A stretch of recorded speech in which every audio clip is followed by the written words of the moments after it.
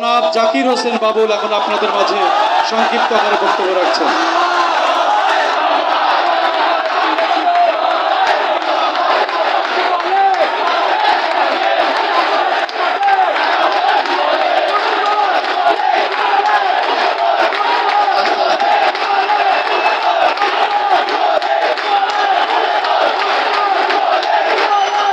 উত্তর যুবলীগের সকল নেতৃবৃন্দকে অভিনন্দন।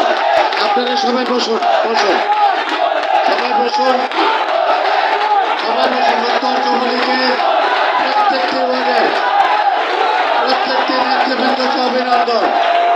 আপনারা আস্তে আস্তে উত্তর যুবলীগের প্রত্যেকটি নেতা কর্মীকে অভিনন্দন এবং শুভেচ্ছা জানাচ্ছি। আপনারা স্বতঃস্ফূর্তভাবে আজকে এই অনুষ্ঠানে উপস্থিত হওয়ার জন্য যুবলীগ উত্তরের সমস্ত নেতৃবৃন্দকে উত্তরের পক্ষ থেকে অভিনন্দন এবং শুভেচ্ছা জানাচ্ছি। আজকের এই আলোচনা সভায় আজকের এই আলোচনা সভায়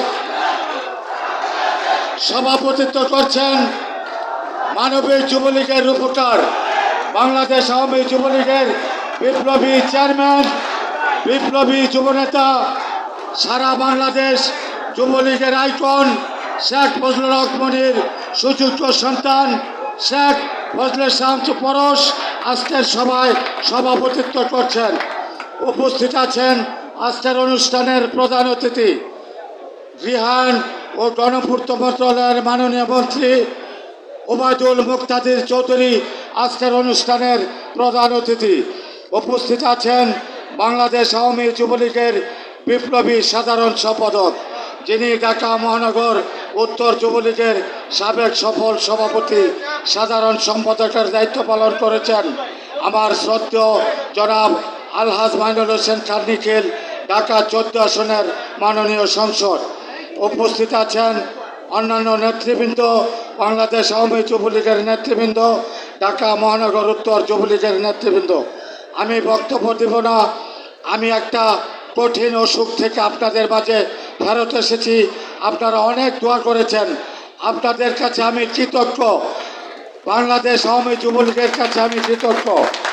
আল্লাহ আমাকে বাঁচিয়ে এনেছেন আপনাদের দোয়ায়। আপনারা আমার জন্য দোয়া করবেন। আমার যুবলীগের চেয়ারম্যান সাধারণ সম্পাদকের প্রতি আমি কৃতজ্ঞতা প্রকাশ করছি। আজকে শেখ জামালের জন্মদিনে শেখ জামাল একজন আদর্শ মানুষ ছিলেন, তার আদর্শ যেন আমরা ধরে রাখতে পারি। যুবলীগ আমরা সেই পথে চলব। সবাইকে ধন্যবাদ। জয় বাংলা, জয় বঙ্গবন্ধু।